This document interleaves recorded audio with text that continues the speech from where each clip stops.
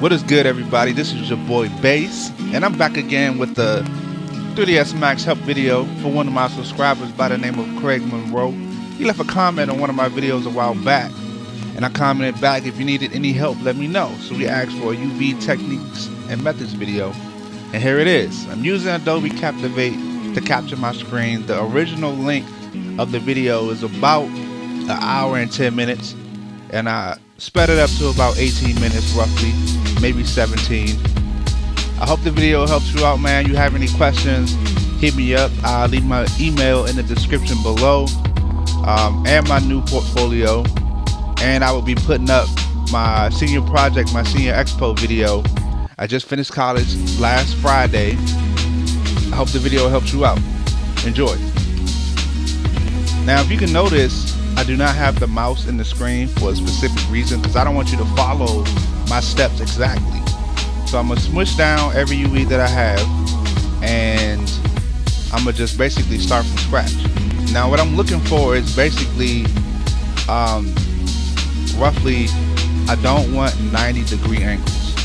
So I'm gonna pick a nice good chunk of UV to where I know where the 90-degree angles are. I'm gonna use my text tools, and I'm gonna flatten it out, and I'm gonna just keep it on the side. Now, usually I have everything already separate, but for this video it's not separated, and I didn't feel like going from high poly to low poly, because that would have just took way too long. So I'm separating pieces that are in the gun, and when I hit a 90-degree angle, I stop and I break that piece off, for the specific reason of, when you're doing normal mapping, you want something, it's hard for it to, I guess, use the normals of a 90-degree angle. So it's best to keep everything at 45, and that's why I stop at 90, and I make sure that that piece is the piece that gets broken off. And I'll show another video on how to fix your normal map. But as you can see, I'm going throughout the gun, and I'm stopping right here. And in text tools, I'm using the iron, and then I'm using relax. Now, my method for cylinders is I pick all sides but one, and then I iron it out and then relax it. And then I pick the last piece and I stitch it on and then relax, as if it's one piece now. And I'm gonna do it for the one above it, checking to see if any of the UVs are right here.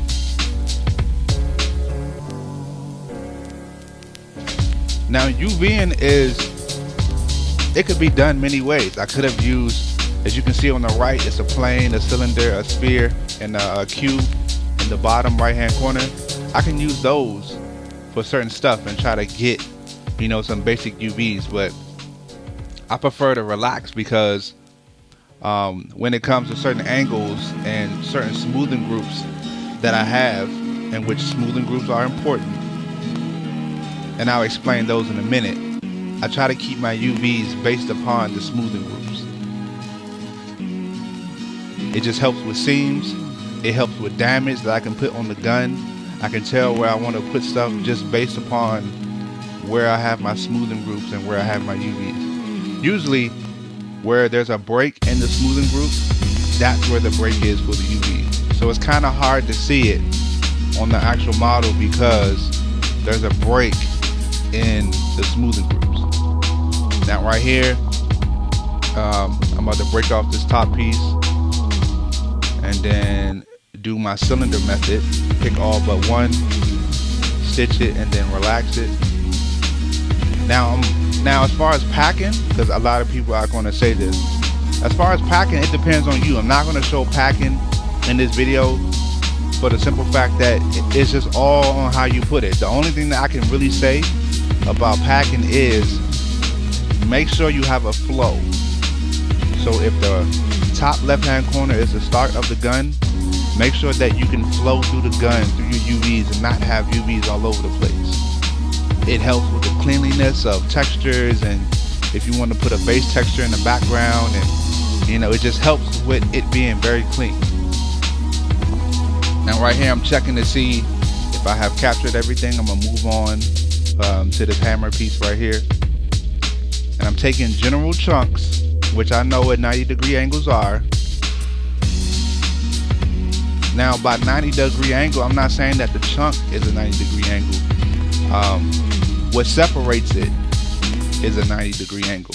And I'm trying to keep it relatively within the same area of its original self.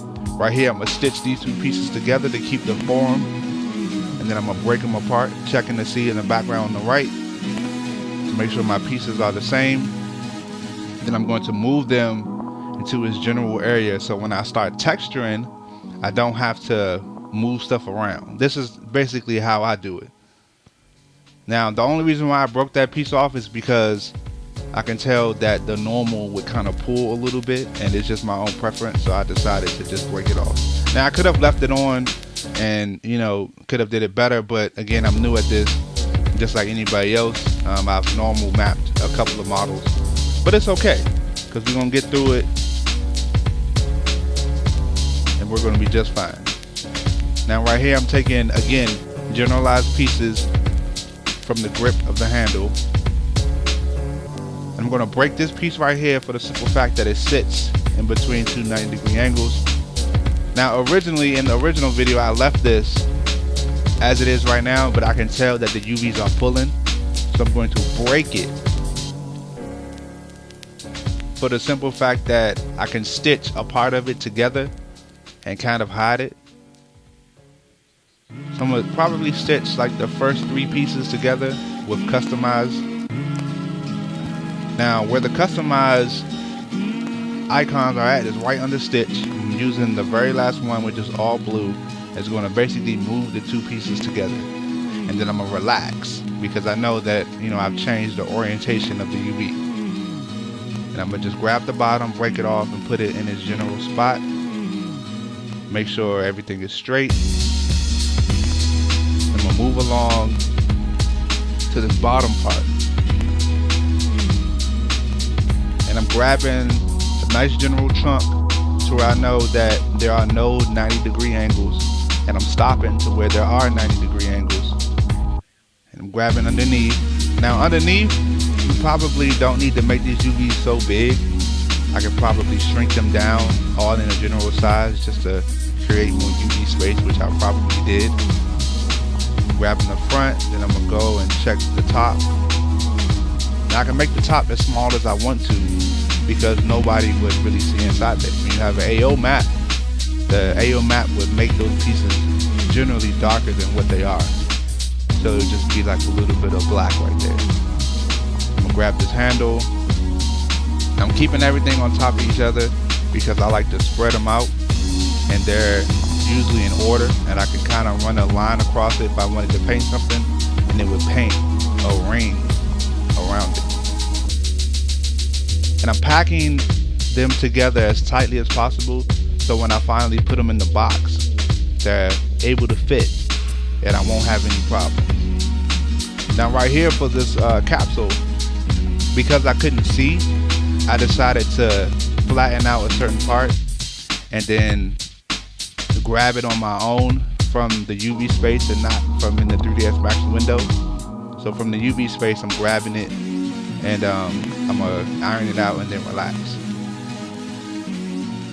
Now I'm gonna break away from the general flow of the video for just a second, and I'm gonna hop back into it a little bit later, but I just want to give some specific instructions. Now when you're making UVs, the orientation of the faces really depends on you, whether something is upside down, whether something is facing something. If it's the way that it is on the gun, you can kind of make it upside down if you really want to.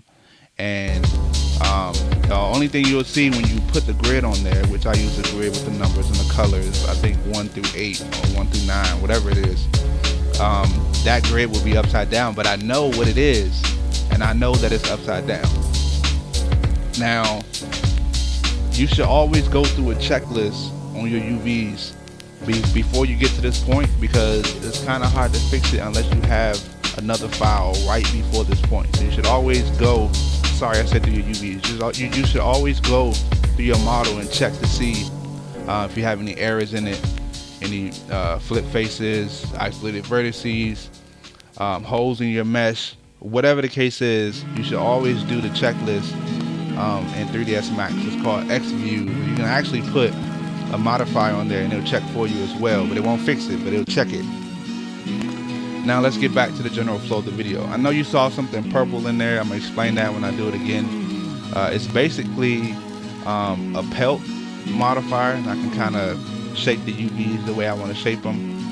One rule if you're going to use text tools, and I figured this out while I was making this video, is never pick two things and try to iron them out, because it's going to keep them the same size, and the size is going to be small. So it's not going to be big because I unchecked normalized map in the beginning of the video. As I've always said, it's going to be small, so I'm losing the general orientation of the piece. So right here I decided to stitch it a different way this time, which I kind of liked. I was like, okay, you know, I'm getting better. Once you UV something twice and you see the mistakes that you made the first time, because I've actually UV'd this gun about 3 to 4 times before I made this video, just to make sure that I was doing everything right and that I didn't steer you wrong in this video. Right here for this under piece, I decided to break every indent in here into its own separate piece.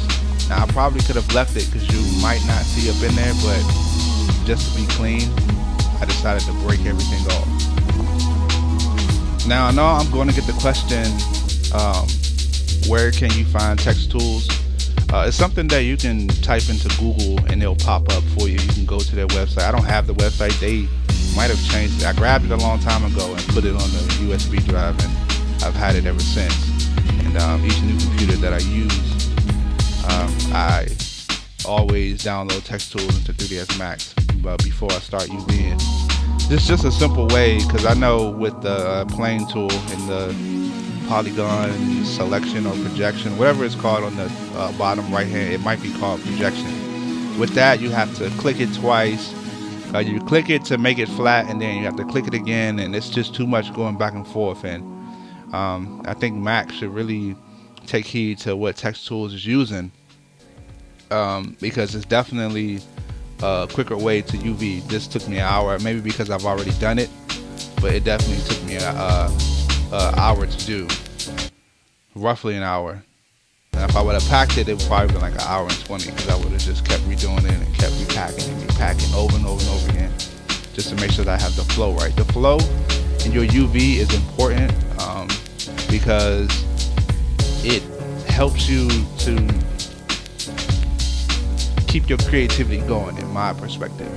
If you have to jump from one side to the UV to the other, you kind of get frustrated at times, because you have to do a lot of cleanup. If something is like basically a straight line, you can just go along and you're having fun and you're listening to music or watching a show.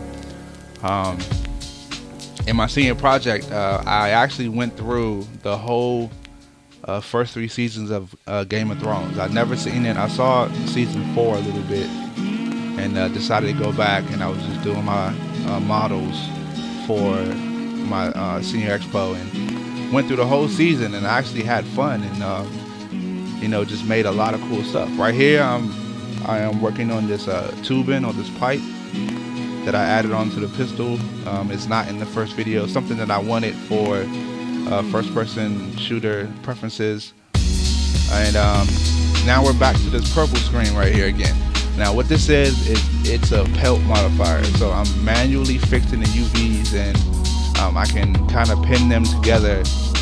Just think of like a shirt on like a board, and you're putting pins in the shirt, and you're able to move it in a certain way to keep it in its general form. So I'm adding pins and I'm moving. I'm gonna do it a couple of times. I'm gonna do it again right here. Now, the only problem with this and normalized map that I've taken off, when I start doing it and I add on a checkerboard or a UV grid, I wouldn't be able to see if it's not oriented right. But from doing it from time to time and just like knowing whether or not a UV will be straight or not, this just trains your eye just to know, you know, when a UV is straight or when you might need to leave it in its organic form. Now for this piece right here, I'm gonna just grab this edge and stitch it in. Then I'm gonna relax it some, and then go to the pelt modifier and manually put pins in and move them around just to make sure that it has its organic feel to it and that some UVs aren't stretched. But I know where it's curving and I know where it's not, and where it's not, I tend to just keep it as straight as possible. I can probably fix it a little bit more, but again, that's personal preference. For cleanliness, you can most likely fix it a little bit more. So I'm working on this kind of I forgot what this piece right here is called. I can't remember, but it's just for first-person shooter graphics, I guess. You know, just a little bit of something just to catch the person's eye, you know, as good artwork. But I'm switching in between using a regular flattening method with circles or cylinders, a short cylinder. I'm using a regular method that I know. Then I'm using this pelt method that I kind of made up myself to flatten out certain UVs. So it's kind of hard to UV this and keep everything straight, because I have 90-degree angles and 45-degree angles. So this part right here kind of took a beating, and I would never make a piece like this again because it was so complex in its shapes. It's too many angles in one, and it's just not enough as far as the low poly part. It's just not enough to keep its general form. Now I can clean it up, but I wouldn't make a piece like that. And right here, I'm changing, well, not changing, I'm using the sight, a little pin in the front to help you aim. Now this right here was generally quick because I already knew what to do. And once you have a good flow, you tend to kind of burn through your UVs pretty quickly once you can, you know, pick out what's a cylinder, what's a square, what's a flat surface. Now for the Pickaninny rails, I'm not going to UV every one because it's so redundant. I'm working on a new method to try to get these down to a quicker way. Now I'm a UV probably the first like 2 or 3, and then if you ever use Pickaninny rails, you can just use this method because they're all basically less than 45. I'm gonna just grab them all, and then I'm gonna flatten them with the iron, and then I'm gonna pick 2 sides, flatten it again, relax, pick the other sides underneath, flatten again, relax.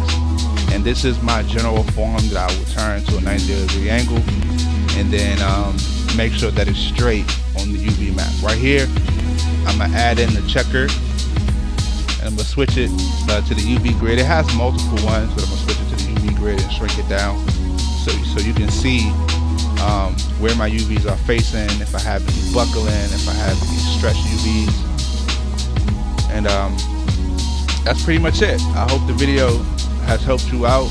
If you need me to make more, right now I'm making props for a certain game. Again, I finished college last Friday, graduated from George Mason University with a Bachelor in Fine Arts and Computer Game Design. I'm concentrating on being an environmental / hard surface modeler. I will link my portfolio in the description below, and my email if you need to contact me, or you can just add me on Gmail, and you know, we'll go back and forth or whatever. Alright, Craig, hope the video has helped you out. For everyone else watching the video, subscribe to your boy Bass for more videos, and I'll see you on the next one.